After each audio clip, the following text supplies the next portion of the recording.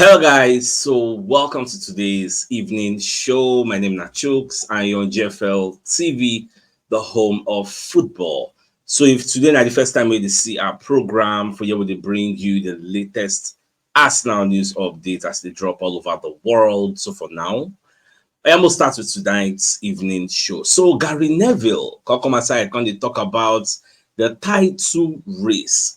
So Baba Conde of the opinion say Arsenal can still win the league, even though they'd already lose some points. They're like 3 points behind Man City, 4 points behind the likes of Liverpool. Say the possibility is still there. Say they fit still win the league. And Baba Conde give in reason why him feel say Arsenal fit still win the league. Now, in reason, now be say as long as say if we fit to dey beat people when we don't get red card, say you don't notice say some matches the day we say Arsenal go get red card, yet they go struggle to win. So look at the game they play against Brighton, look at the game they play against Bournemouth, especially this Bournemouth match. Like you can't have a red card against Bournemouth and not be able to beat a team like Bournemouth. Like say e no really make any sense the way we in the see am. Like we get all the firepower to actually beat people like this. Now wetin Baba dey talk about, and me sef I really subscribe to the line of thought because they say Gary Neville backs Arsenal to win the league, but only if they fix one thing, just one thing, if they can fix it. Now, what is he talking about? Gary Neville believes Arsenal are still more than capable of landing this season's Premier League title, but there's something they must fix first. Arsenal, who haven't been champions of England since 2004, suffered the costly defeats, yada, yada, yada, yada. So, he talk all those things. Also, you can talk, say, if they go down to 10 men, they have got to win. Neville said this on the Sky Sports podcast on the general note of Arsenal. Still very early in the season, like, what's really up now? We say we don't drop points. Our saving grace now say this thing they happen when season just they begin. So many things never really happen like that. So we still get enough time to recover according to waiting Gary Neville they talk. And I really subscribe to the line of thought. Say yes, time still day. Now everything why they talk in the morning, say time still day. And somebody mentioned this thing yesterday. Shaka said talk and say time still day. Even be at the time go say okay, oh, this mistake we don't do. Make it be the first and last time. Make it no repeat himself, because Gary Neville said I was disappointed with them against Bournemouth because truly, if you look at a team like Arsenal, not supposed to they go one man down against the likes of Bournemouth and we no go fit beat them. Like, come on, who be Bournemouth in the grand scheme of things? But now so football be. You cannot really predict how all these things they happen. So it don't happen. We say it don't happen. So there's nothing we go do, but I really subscribe to waiting Gary Neville the talk. Now, for the training session where Arsenal don't do for the Subha Realty Center, the kind of report say Saka and Julian Timber actually miss the Arsenal training. They not really did there. Like say camera no capture them, but they feel they train separately, you get. So I know say tomorrow now they play against Shakhtar Donetsk. So that's why the media kind of look, okay, who will train, who will not train. So that one can be another thing within the check, but still, the match will play now tomorrow. So I know say they don't do the Arteta press conference. So Arteta discuss with the media of the footage, like the video. I go pick out some important things where Arteta talk about the video, and I think it will make a whole lot of sense. Moko react to the video, Moko listen to Arteta and still react to it. All right, the first question. Start to the season was ended at Bournemouth. What did you say to the players after that game, and what's the message ahead of the match against Shakhtar? Now, the first question now, what did you tell the player after the Bournemouth match? Because you say, but the interview, I can't be like saying your own volume not too high. So I will let you know the question so that if in the answer, I'm gonna go know what's in the answer. So let's proceed. Well, very clear. Puts a bit of perspective into the situation. Obviously, we want to win in any context. The reality is that we have made that context very difficult to ourselves. It was very difficult already with the amount of players that we had out on the schedule and the games that we had to play. Yeah. But that's the reality. And for that game, we didn't get away with it. We could have done, and it could have been a very different narrative. The reality is we didn't. And now the context is that we have lost one game in 6 months. I think that's it. We don't lose one game in 6 months. And when I first watched this press conference, I go do my research. That's like in the last 17 games. Now we don't lose one game now. So it is something to be proud of But at the same time, the way we continue to lose down beating run, it don't make any sense. Get, but it is what it is. Let's proceed. And okay, now we have to win again, win the context that we have lost for the first time in 6 months. So let's show it. Now, the second question, when we talk about our disciplinary issues, getting 3 red cards in the last 8 games, all those kinds of things. So 3 red cards in Premier League games. There's been lots of talk around your side's disciplinary record. Do you think your team has a problem with discipline? Well, I mean, playing with 10 men, obviously there is an issue. The truth is, when you analyze the 3 very different actions and the outcome of them, the reasons are very different. Regardless of that, we cannot continue to play with 10 men, especially at this level, and you see how we're struggling. All the teams have to win football matches. When you want to do it against 10 men for 65 minutes, the task becomes almost impossible. So we need to eradicate that. It's clear why, the reason, and how. It doesn't matter. We have to focus that it has to happen. Now, I think I talked something we had already mentioned before. When they talk about, say, Arsenal having disciplinary issues, what did they do then? They don't get discipline. I can't talk. So when you put your mind back, go look at all these red cards we don't collect. None of them be violent conduct. Now, so I think they talk, say, when you look at the reasons we make a collect this red card, how many be like maybe aggressive play gets? Now the minutest of like little things gets. Things will be say other people go do escape. Look at Rosad, we make a collect red card. Now things will be say other people say don't do escape. Look at Rice, what if they can give red card? Now things will be say other people don't do escape. Look at Saliba own. Now things will be say another referee on a good day can say okay, let it be yellow card. So it'll be like violent conduct, aggressive type of play.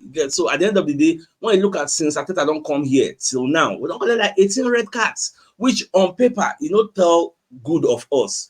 But when you dive deep into the context of how the thing take happen, you will find out say they fair, no be a fair label. When they tag us say we no get discipline, but it is what it is. All these kind of things, they really happen. They call the ask the next question about Odegaard and Bukayo Saka's availability. Let's hear. You have to play without Martin Odegaard and Bukayo Saka. Are they any closer to being back and available? And if they're not, do your team have to learn how to play without them? They are closer and they're both progressing really well. Martin is still not fit. With Bukayo, let's see how he feels today and the training session that we have later on. Paul from Sky. Mikel, you mentioned that was your first defeat in 17 matches. In terms of the bigger picture, did that form part of your discussions with the players since the Bournemouth game?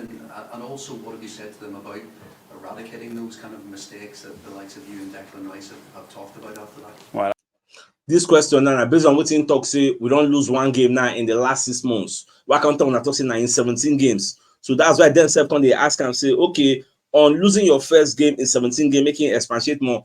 And before this question, they talk about Bukayo Saka. So you say Saka go do training 1 more. They go assess him. So as of now, we never really know whether Saka go play tomorrow or go play for Odegaard. That one not even the part of the question. That one never be available. But Saka and Timber, they will still assess them. You get at the end of the day, they still no play. Maybe they won't keep them for Liverpool match because that Liverpool match is like the biggest game of our season. That match we say we can't afford to lose it. We can draw. It's not the end of the world, but we can't still afford to draw it. So win it is going to be the best bet. Just like with this kind of thing now, we faced them last season when we had to beat Manchester City at the Emirates Stadium and we beat them. We can reignite our title hopes now. So we'll just see how good that because God forbid Liverpool beat us. Baba, 7 points with that too. And we don't want to take that kind of thing. We don't want to see them. If Liverpool beat us 7 points, Man City can win their own. That means 7 points, 6 points. Good.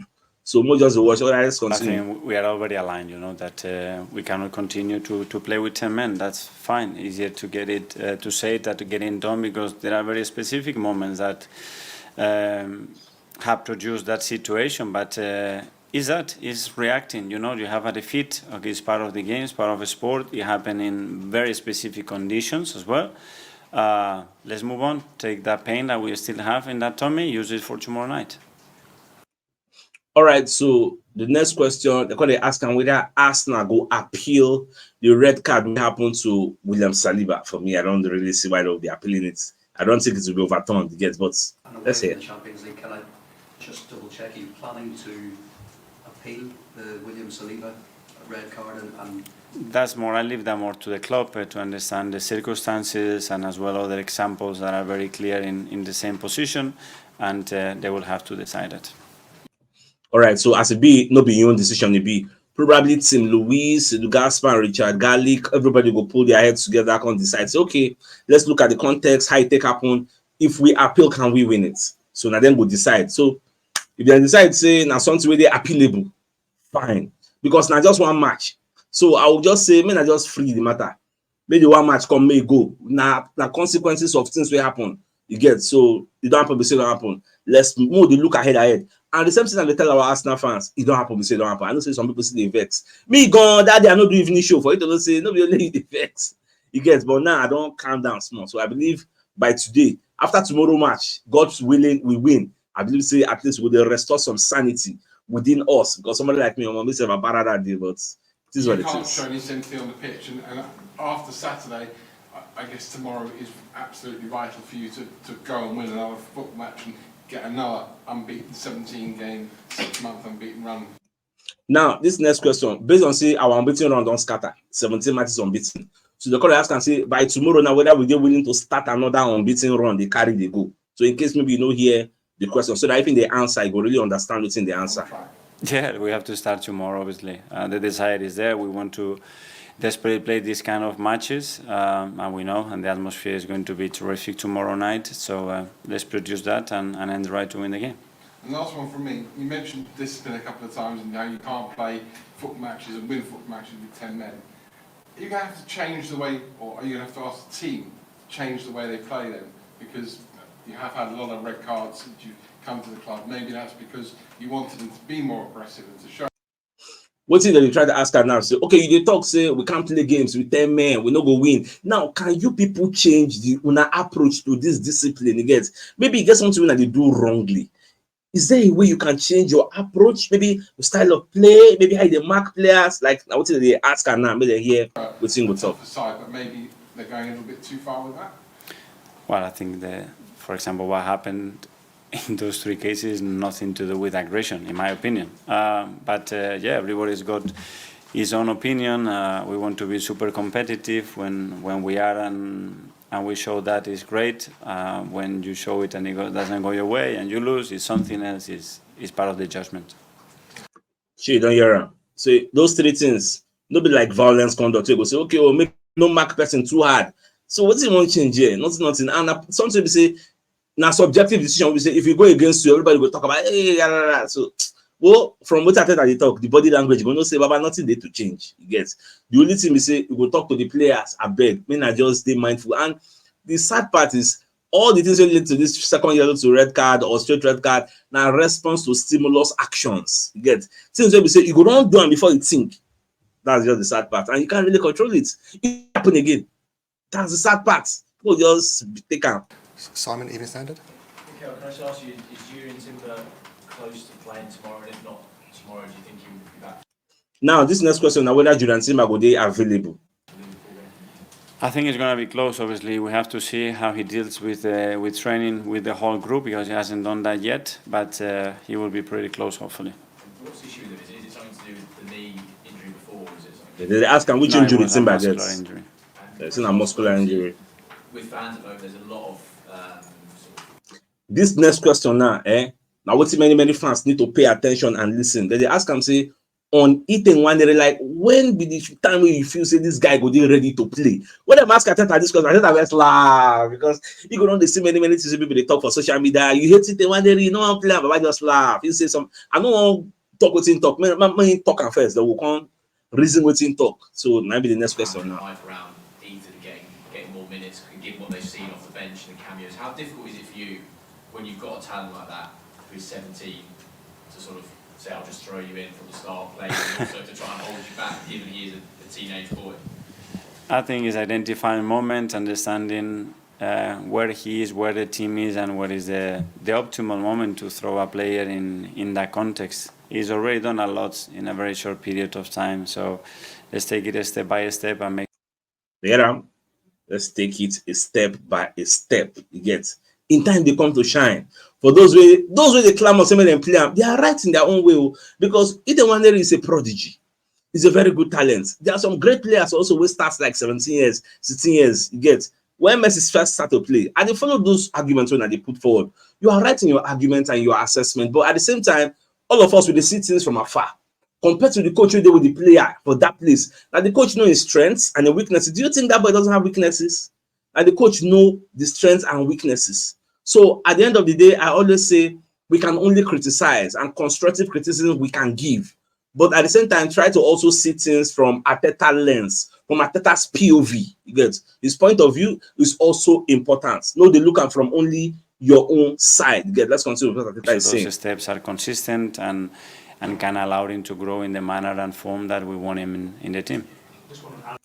If we take a step by step, he's going to grow in the manner that we want him to grow. That's just very, very key now. Next question, the point they ask him about Zinchenko's role, because from the look of things, Zinchenko is getting back. Yes. So I think that's the next thing. Big game for him tomorrow. Yeah. He played just 10 minutes since the first weekend of the season. I know he's had an injury which just gets him up for a long time, but how has his role changed now? Because there's obviously so much competition for places in the fullback position, and he was so important when he first came in. And maybe he, at least from the outside, it seems like his influence on the team is diminished slightly. But how big a role does he still have to play for you going forward? Yeah, hopefully a big one. Obviously, we need him fit. Availability is a big factor to maintain consistency. And obviously, last year we had quite a lot of issues with that, and they start again. Hopefully, he's now fit. We can start to use him. He can start to impact the team in the manner that he can, which is really powerful as well. And that's what we're hoping. All right. So that's the end of the press conference.